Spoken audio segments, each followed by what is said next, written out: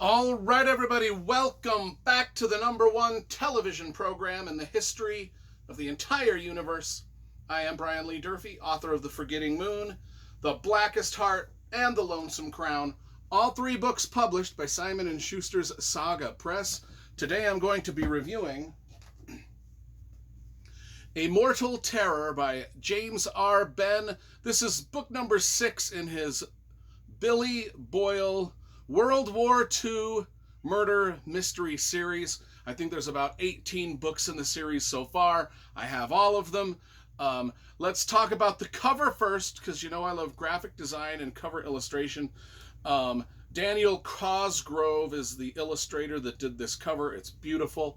In fact, he's done all the covers for all of these books, and they're just dope. I love them. I got the first 5 books here, and those covers, you can see how they all just have the similar theme. They just look great. Same artist, same graphic design on them. Just fantastic book covers all around.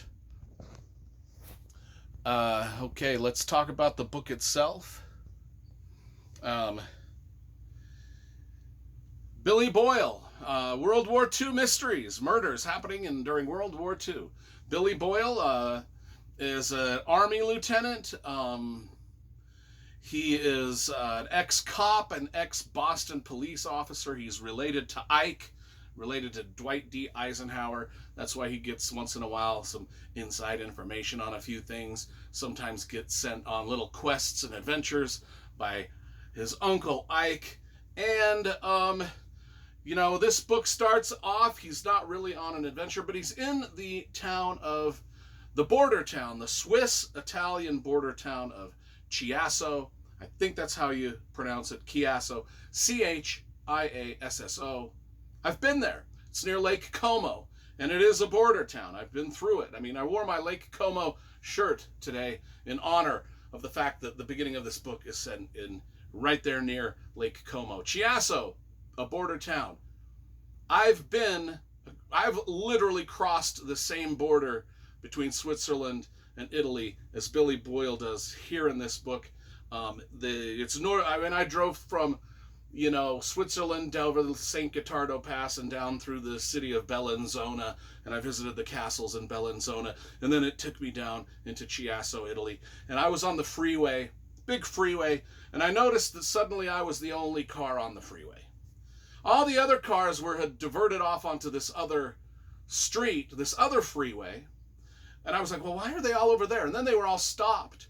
And then I zoomed through the border crossing by myself at about 75 miles an hour, while the Italian border police were like looking at me in amazement, like, who is the idiot just going through without even stopping? And they were kind of like going, like waving me to stop. And I was like, oh shit, I think the reason all the other cars had pulled off is because it's a border crossing, and that was what they were supposed to do. And I just blew through the border like it was nothing. I thought I was going to be chased by like 1,000 Italian police vehicles, but nothing ever happened. Nothing. They still haven't tracked me down. I just kept going and went right to Lake Como. Didn't even stop. Nobody even cared. Whatever. That was my experience at the border crossing of Chiasso. Okay, so Billy Boyle is at the same border crossing. They're being a little more strict with him. Anyway, he runs into his girlfriend, Diana, at the border crossing. She is kind of a spy, Billy Boyle is an ex-cop, and he solves murders over in Europe during World War II. Well, she is a spy. His girlfriend's a spy. She is disguised as a nun, but anyway, they run across each other. It's kind of cool. They kind of discuss amongst themselves the rumors, because the book takes place, I think, in 1943, maybe? I could be wrong about that. Anyway, they discussed between themselves the rumors that Nazis are killing Jews in death camps, and they just can't quite believe it. And then it's kind of like a secretive thing throughout Europe. Like, do we really believe this? Is this fake news? What's going on with the Nazis kill? I mean, is it true? How could it be true? That would be awful if it was true. It can't be true. That's the way people thought of this back in the day. It was just like, it was speculative. Is it really happening? And these characters really go through kind of a conversation about that issue. But then our main character, Billy Boyle, he gets a case that he's got to go solve. Like, he's an army policeman. He goes and solves different problems that happen. There's 2 murdered soldiers in Caserta, Italy, which is further south, sort of by Naples. By the way, I Googled Caserta, Italy. In fact, I Googled a lot of the places that are mentioned in this book, just because I've been to some, but I hadn't been to all. And every time I Googled a new place that was mentioned in this book, I was like, I got to go there. I got to go see the palace in Caserta, Italy. I mean, I didn't even know it existed until this book. But anyway, there's 2 murders, 2 soldiers. 2 American soldiers are killed in Caserta, Italy. They are found with playing cards on their body, kind of like, there you go, right there, playing cards on their body. And the killer is known as the, gosh, what was he known as? What did they call him? The Red Heart Killer, because all the cards are hearts. Okay, so do these 2 murders have a connection?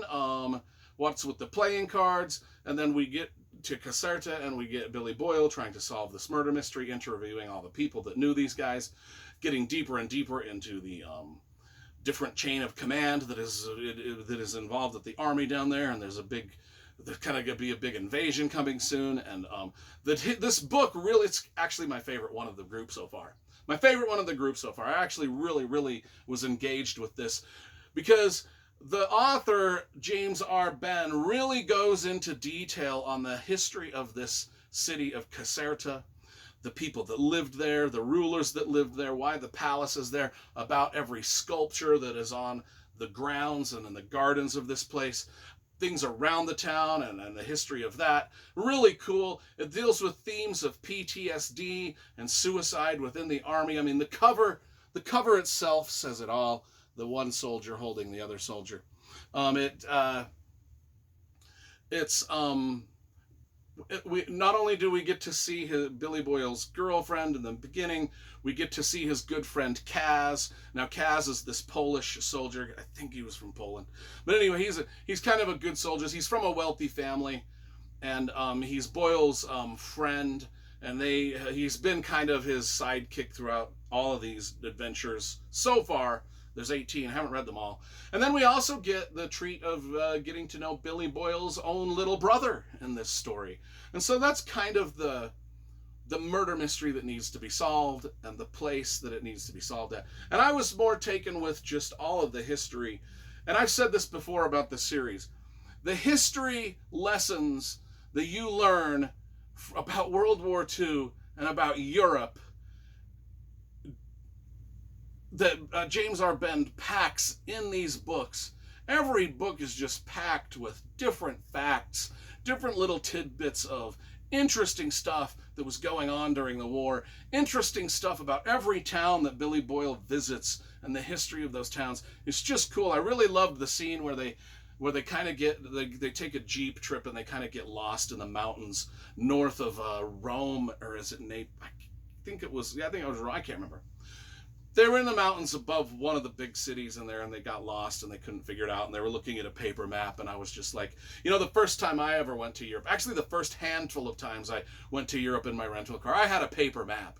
I would lay it out in front of my steering wheel and look, and now I just, there's a GPS in every rental car. I just type in the address I'm going. In a lot of ways, I kind of want to go back to just using the paper maps. I got to know the landscape of Italy a lot better. But I enjoyed that scene where they got lost in the mountains and they're turned around and they're like, what is going on? This map doesn't make sense. Where the fuck are we? And it's just kind of cool. I really like this one. So far, it's my favorite of the Billy Boyle Mysteries number 6. I'm going to give this a solid 9.5 out of 10. It is just an absolutely awesome mystery novel and a great World War II novel, and a lesson in warfare and history of Italy and a lot of other things.